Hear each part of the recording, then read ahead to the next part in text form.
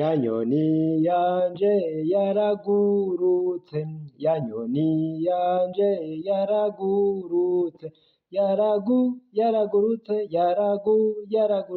yaragurutse. Yagurukiye ku giti ciza, yagurukiye ku giti ciza, yaragurutse, yaragurutse. Ya nyoni yanje yaragurutse, ya nyoni yanje yaragurutse, yaragurutse. Ndabahaye amahoro mwese mukunda imico n'akaranga vy'Uburundi. Izina ryanje ni Feliciano Bankunguka, muramenyereye mu kiganiro Nyibutsa Akaranga gica ku muhora wa YouTube kuri Nyibutsa Akaranga TV.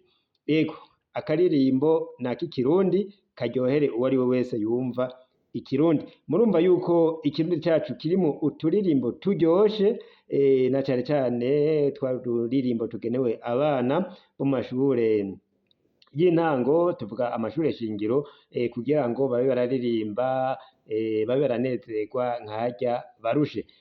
Abaciye ku ntebe y'ishuri baribuka harya abana bakoze barushe, umwigisha arababwira bagacishamwo akaririmbo nkako bagakoma amashi, ukabona ko banezerewe cane.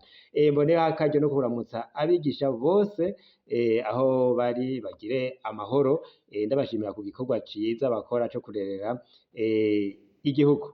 Nuko mubandanye, nkumva igikorwa c'abigisha gihambaye cane, nibo barondera utwo turirimbo turyoshe two mu kirundi. Ego ubu ako karirimbo tukumva yuko gashimikira ku nyoni, n'akaririmbo keza batoye bafatiye ku nyoni. Nk'uko mwagiye murabibona rero ndabibashikiriza kuri Nyibutsa Akaranga TV, amayagwa y'ikirundi avugamwo inyoni ni menshi cane. Ako karirimbo rero ni kamwe muri twinshi.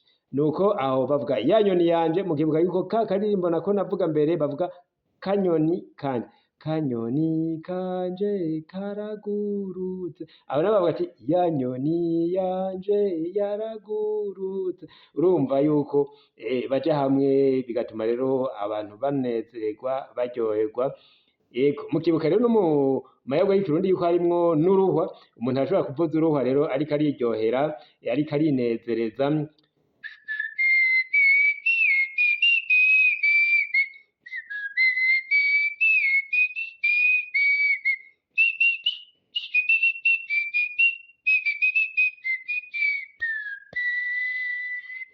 Nuko mugire amahoro. Ikiganiro c'uno munsi rero tukigarukirize ngaho, kwari ukibukanya, twibutsanya ako karirimbo ku baba barakaririmbye, abatakaririmbye namwe mukumvireho kabaryohere. Abana ho muri mwese ndabaramukije, ako karirimbo kabaryohere. Mugire amahoro.